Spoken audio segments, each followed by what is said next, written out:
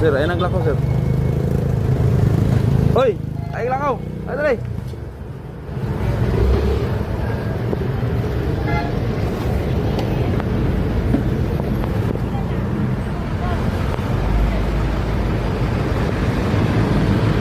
Sir, nakay maayong udto sir, nakay lisensya sir. Sabalo naman kasi violation naman sir. Hindi dyan mo ma-disiplina sir no, kung wala ko no. Ako bugo sir. Lisensya ang ipangayo sir, di na sa lisensya. Bawala naman magtorno diri sir, kanong gahe maging mo ulo, wa maging mo disiplina. Kami lang mo ibantayan ninyo sir. Gusto mo may tabo diri ba? Bisag wala mi diri. Kuman mo ayo mo pagtorno diri aning dapat sa highway. Dolo sa pedestrian li. So tikitan ta ka sir ha.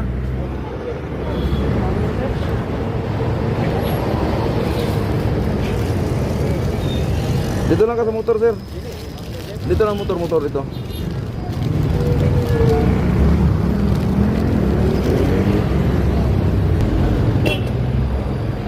Dito sir. Ang rehistro ng motor mo, rehistro. Okay, pwede namin mo sir. Wala pa na ako ba? Wala itong pambat bata ba? Di ba sir, hawad yung mga hangyo sir, nagi mo ibaon hangyo permente niya. Apil-apil lang bagay nila yung anak nga, sakit anak. Wala ako.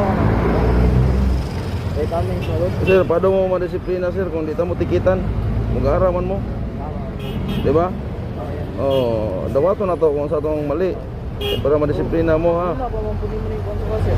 Wala naman mo sir, nagagamit ang megaphone dire nga ano, ayaw mong turno dire kapila, mga hatos mangugat na lang tayo binadlong sa inyo ha.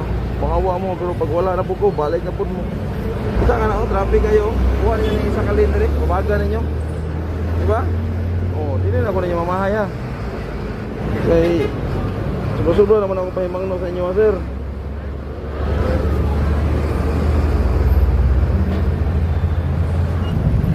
Oh, pakipirma ko sir, kanang gichikan sir. Pila po iba na sir. I-explain ako sa mga. Pila po sir. Sir, among violation diri sir, illegal parking ka diri o obstruction. So duha. Pero since nga ano nga yung kagasakit mo ang anak, so isa lang ang gi ticket sa mga violation. Bayaran